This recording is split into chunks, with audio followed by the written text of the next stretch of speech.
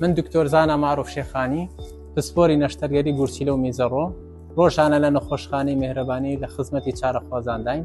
ئەم چارەخوازە چەند ڕۆژێک پێش ئێستا سەردانی کردین نەیدەتوانی میز بکات. دوای پشکنینی تەواو دەرکەوت کە بەردێکی گەورەی هەیە بە قەبارەی 2 بۆ 3 سانتیم لە میزڵدانیا.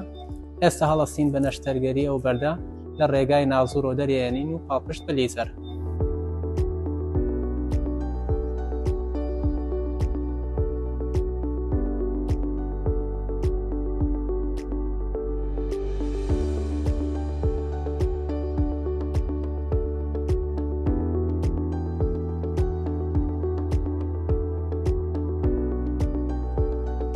بەڕێزان سپاس بۆخوا دوای نیو ساعت توانیمان هەموو بەردەکە لە ناو میزڵدانا بشکێنین بە لێزەر و ئەوە ئەنجامی کۆتایەتی.